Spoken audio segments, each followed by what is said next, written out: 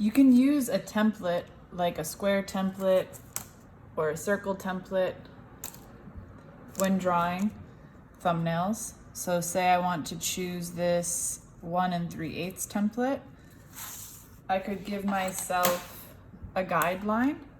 So I could come in here, draw a very faint line across.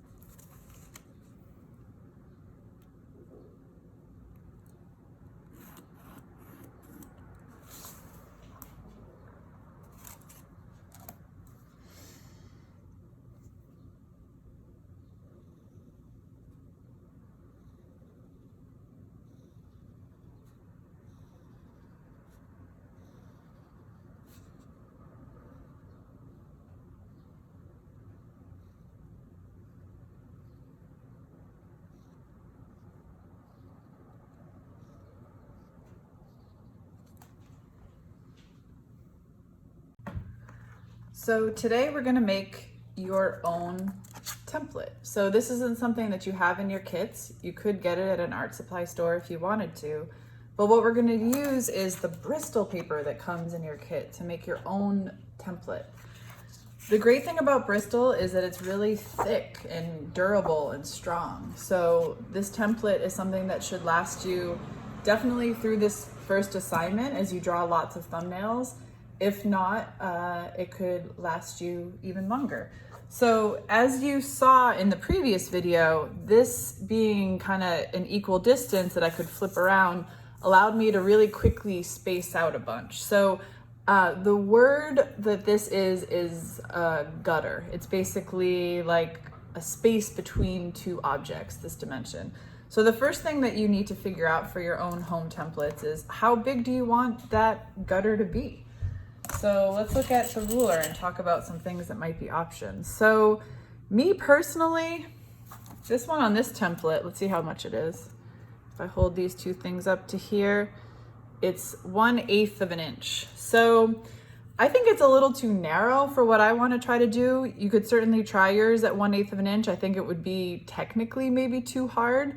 Also, because it's paper and not plastic, it might get damaged easier. So I'm going to say for the sake of today's demo, let's go with 1/4 of an inch. So what I'm going to do is I'm going to put the edge of my ruler up against here, and I'm going to mark 1/4 of an inch going this way. Then I want to come down further on my paper because again, I need to be able to isolate out this whole section. And if I make a mark here and then I pivot it and it even goes down slightly at the bottom, everything's going to be skewed. So I need to really focus on accuracy here and making sure that I get nice even marks. I've marked 1/4 of an inch from that edge. Now I'm going to mark 1/4 of an inch from this edge. Again, you always want to be using a sharp pencil.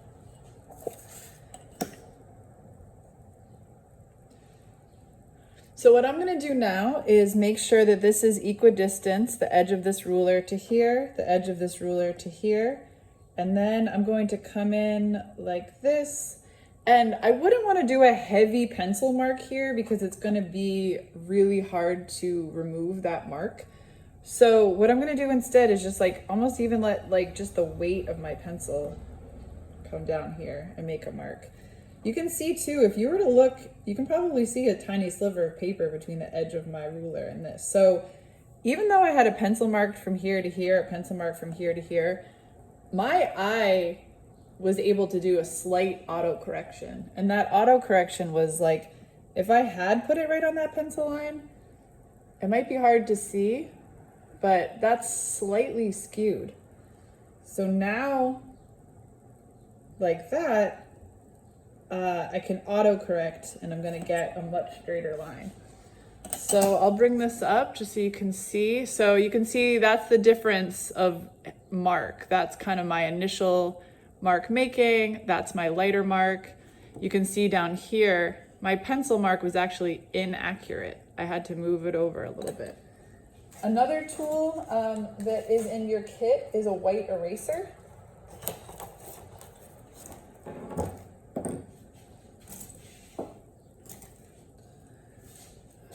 I really like mechanical erasers as well. I do a lot of precision work and a lot of detailed drawing, so I find that this tool kind of being handheld, I have a higher level of control over my erasing. So you can certainly use the white erasers that come in the kit or get a mechanical eraser as well. Okay, so now I have the 1/4 inch marked one direction. Now I'm going to come up here, mark another. You can see I just flipped my paper around so that I could go from the edge of the ruler to the 1/4 inch mark. Made that there. So now I have my 2 nick marks.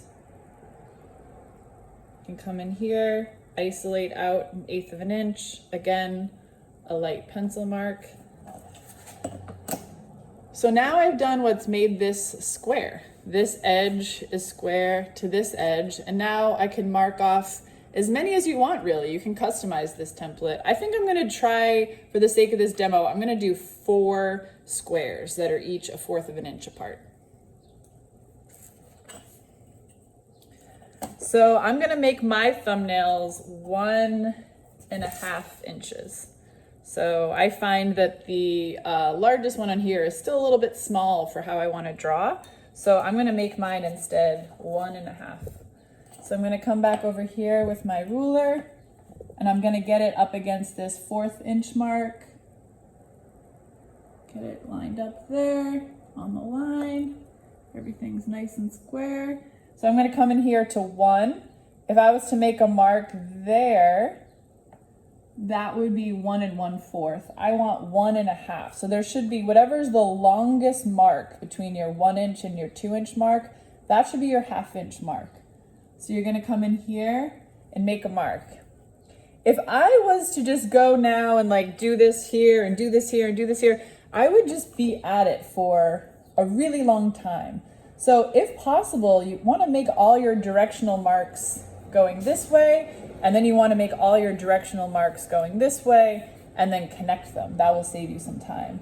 So what I can do here, I can either keep my ruler in place, and I need that gutter again of 1/4 of an inch. So I'm going to come in here. That's going to be the next longest mark after the 1/2 inch to the 1/4 inch.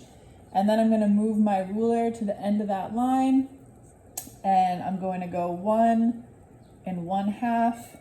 So now I got my 2 squares going this way. Can come here, mark another gutter, and then another 1 1/2. So I now have my marks. I'm going to come down here and do the same thing going this direction.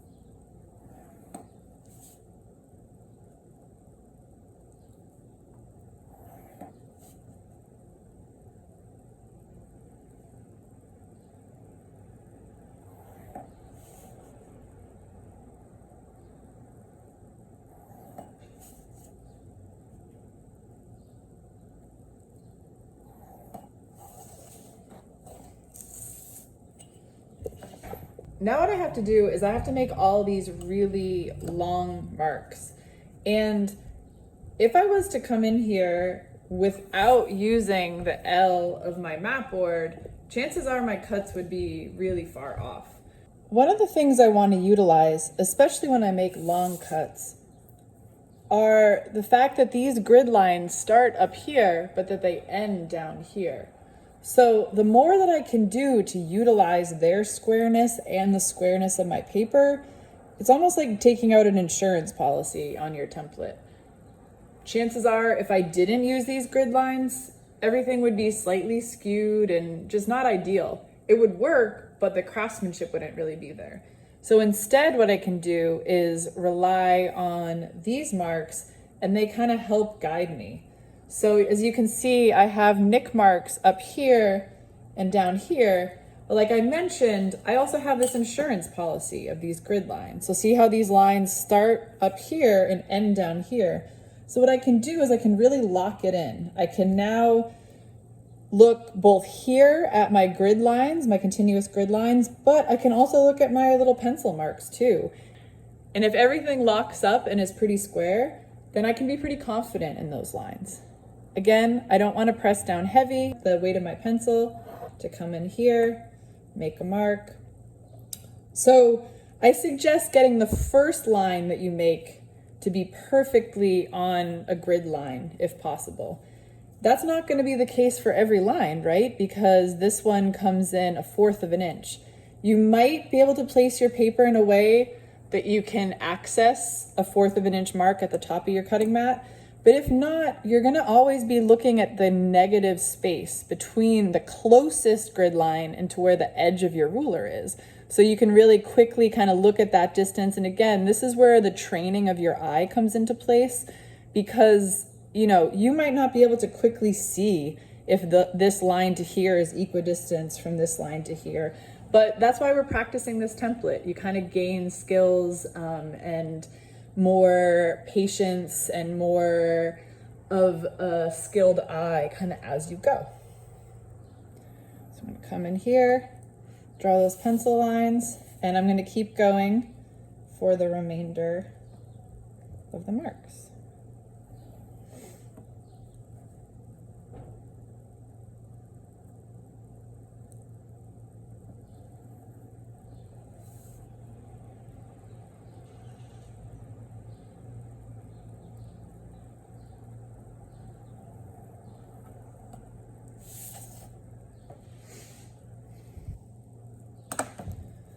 All right, now I have to go in and cut. So what I'm gonna do, this can be helpful when you're making a template because it's a very quick visual reference on what is being removed and what is going to remain. What I'm gonna do too is I'm gonna leave this extra Bristol on so that I have something to hold on to as I'm cutting. But when I'm done, I'm gonna trim this template up. Okay, so this is going to be laborious, meaning it's going to take time to make all these careful cuts. Part of today is to practice knife skills and gaining confidence. So let's try it out. So again, I'm doing this demo right-handed. If I was left-handed, it would be something more like this. So again, this is my waist and I'm cutting here. So I'm protecting my good material, right? I don't want to cut into this edge here, coming over here. Okay. So I'm going to put my ruler here, and then this is my waist, so I'm safe to cut up against that. I have to be very careful. I want to dip my blade in right where this light pencil line runs perpendicular. So like that. I don't want to go above or below where it starts. Then I'm going to make a couple passes. Come down to the next section, trim. Come down to the next section, trim. So again, I could now rotate, but I always want to be thinking about how to save time when I'm doing stuff like this. So what I want to do is I'm going to do all my cuts that go parallel to that cut, and then I'm going to rotate, do all my ones. So it's only going to be 3, right? It's not going to be this side too, because again, if I accidentally make a bad cut, I'm cutting into my really good gutter that I want to save. So I don't want to make the cut that way. So the next one I'm going to do is on that pencil line.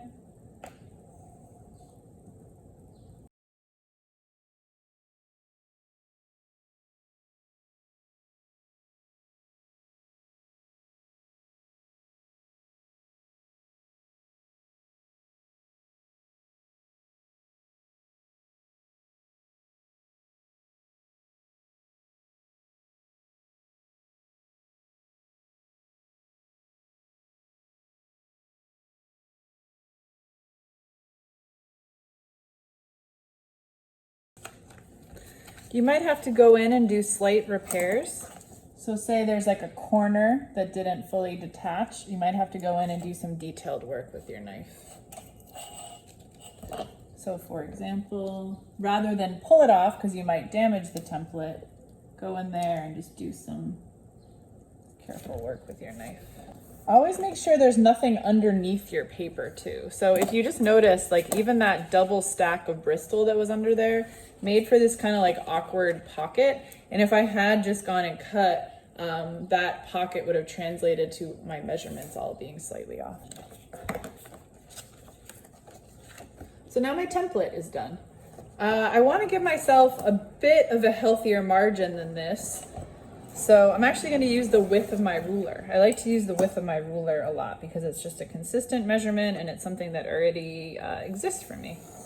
Keeps things nice and square.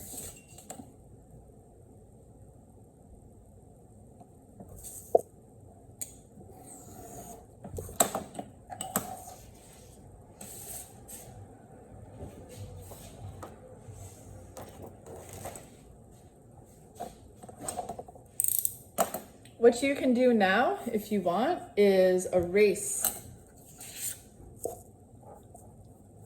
some of those template lines.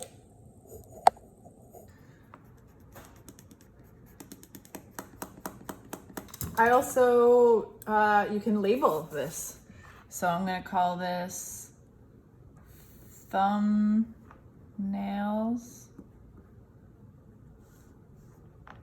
1.5 inches.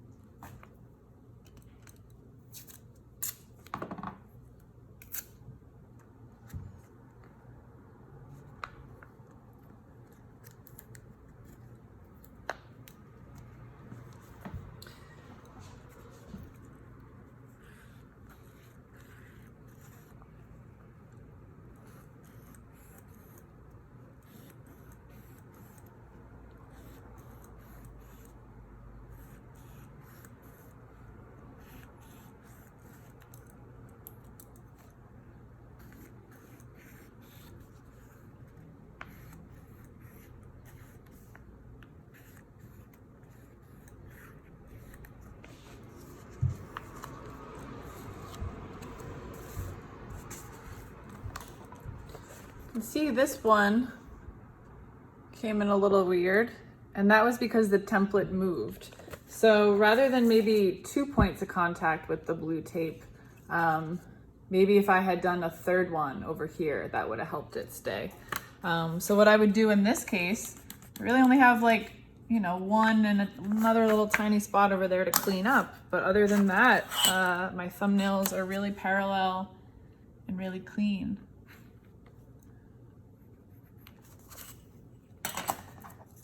So maybe now what I can do is come down here, pin those down,